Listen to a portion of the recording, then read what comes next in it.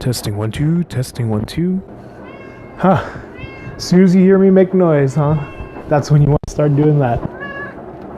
Well, I'm gonna go ahead and check and see how it turned out. No, Wasabi, no. That's my microphone. Hello and welcome, neighbors and friends. This is Gary, of course.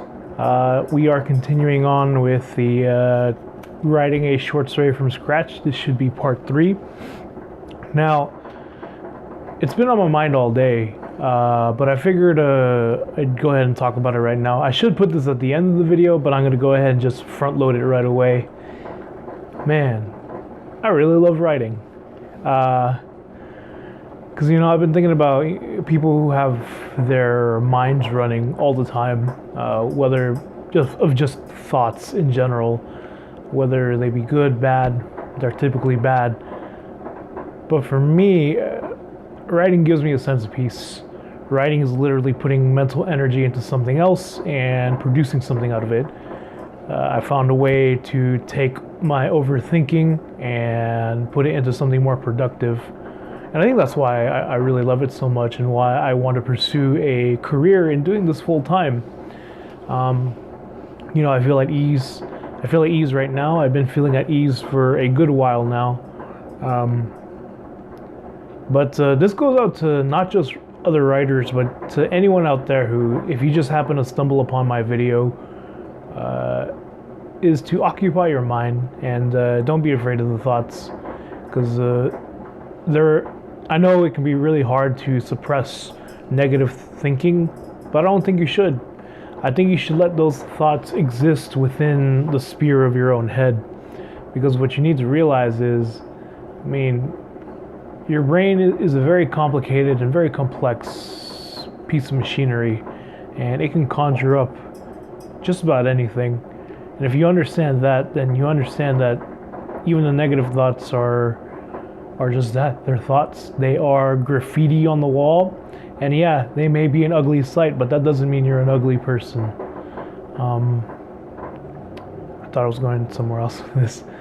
But honestly, I just wanted to get that off my chest right away. It's okay to have an overactive mind, so long as you know that it's just thoughts. It's not fact, it's not reality. And I constantly hear, people who are really cynical, they call themselves a realist. And they figure that by being pessimistic and cynical about everything, they're the ones ahead of the curve. They're not the soft-minded,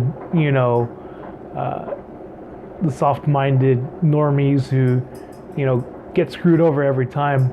But when you really think about it, we have no way of predicting the future at all. Yeah, you can make the arguments that events and causalities lead up to other events happening, but in truth, you're just as likely to be right when you're optimistic, just as you are as if you're being pessimistic. So why not go with the alternative that makes you feel good, And hey, even if it goes wrong, it's an opportunity to learn. It's an opportunity to try again. Don't think of it as a challenge. Think of it as an opportunity of you becoming something more than you think you could do. I wish I was better at giving these types of speeches. I'm just going off the top of my head. But I sincerely hope that if you are struggling through something, just know that you're not alone. There are people who care about you. And just remember to keep your mind active. I think it's the best advice I can give is to pick up a hobby. And those of you who don't have hobbies, this is a very exciting time for you, because discovering it is a lot of fun too. You get to try out different things and see what works and see what doesn't, and you grow as a person because of it. And now, enough of me babbling. Let's go ahead and continue on with getting this short story done. It's funny. I always thought my voice was was extremely varied and really changed in tone and whatnot. But after listening to a bunch of these, I'm starting to figure out that my voice is really monotone. So if it's not entertaining, I apologize, but nothing I can do about my voice. But enough dilly-dallying. Okay, that's how you say it. Okay, So, as you can see, I went ahead and just scratched out all of that. It is going to be a movement type of plot. So, what's next on the agenda? We're going to have the inciting incident. I think we have enough rules written down, so now we're just going to move on to the inciting incident. As you can see, I've added a few things. This is a bit more world building here, and this is my attempt to kind of move the story along. Didn't get a lot in tonight, but it's one of those things where I'll really need to hunker down and really put some work in. But I am getting an idea of what it's going to be. I'll go ahead and just read from what I got. The most difficult thing about this strange predicament was the reset in her mind. The body wore the tear, but her mind would be wiped of the threat. It was a precarious balance between not remembering and triggering the event seemingly out of nowhere. She could only recall the strain of her nerves. So pretty much what I'm thinking here is this strange phenomenon. When she resets back in bed, her body definitely, I mean, you've already heard it, but yeah, her mind resets, but she still feels the stress and the wear and tear on her body from, a previous past. And the whole trigger the event seemingly out of nowhere, she has no recollection of how the thing works. So she could be walking downstairs and maybe bump into something and then cause the event to trigger. And now, I'm going to read what I got so far. Sweeping near the piano, a small picture slid out with the dust. Human instinct kicked in and she reached down to pick it up. Before snapping it up, mere millimeters away, I should find a smaller increment. Basically, her fingers are about to touch. She recoiled back. Trained by repetition, a rush of fear caused her to snap back. This isn't my best writing. I guess it's just getting late and I'm kind of forcing it out. Blinking, wondering why she did that, she shook her head and strengthened her resolve. There was a slight shake in her hand, and she could feel the sweat forming in her palm. Turning the picture around, an image of a girl in a dress stared back at her. Hands clasped in front of her body, the expression on the girl's face indicated that she was unhappy to be there. Before being too lost in thought, an ear-splitting screech bounced off the walls. The young woman dropped the photo, eyes wide and darting around searching for the source.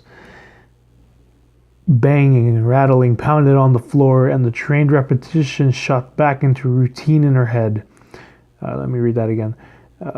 Banging and rattling pounded on the floor, and the trained repetition shot back the routine in her head. See, this is good to read it out loud so you can know how bad you messed up. She ran out of the room at full speed. Feeling that she was far enough, she hid behind a wall and curled up into a ball. The sounds faded away, and her goal returned. It's a lot to unpackage on a really compressed, thing. But pretty much, whenever the event is triggered, that's when all the memories of the past events come back, and that's how she knows that maybe if she hides out, she can wait the noise out, and then once the noise is gone, the banging is gone, just all the motions are gone. When I wrote her goal return, the goal of getting out, of escaping.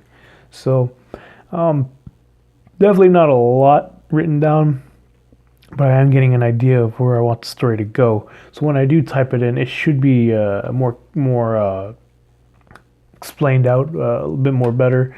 I can't talk right now. I guess it's just getting pretty late for me. I usually go to bed around this time. But pretty much still working on the story, still trying to figure out a few things. Definitely getting the rules down, because I believe, I don't know, I'm one of those writers who believe very much in hard rules as far as any kind of mystical or supernatural kind of deal, because I feel like that kind of works into the plot overall. But other than that, I will be continuing on this some more at another time. Gotta go ahead and just bring it up here. But again, some nights you're just not gonna pound it out, other nights you will. This just happens to be one of those nights where it's a bit slower than usual, and I swear to you, I'm not usually so stuttering and muttering. I'm just not used to being on camera very much, and I don't really have a rehearsal kind of thing or script to go by. I'm just winging it, freestyling it. But trust, I think I'm a pretty good orator or a speaker. I'm a good speaker. It's just that I catch myself in the moment. But this is good. I like this. Maybe it'll help me be more quicker on the draw when I talk just off the cuff. But other than that, I'm going to continue on another day.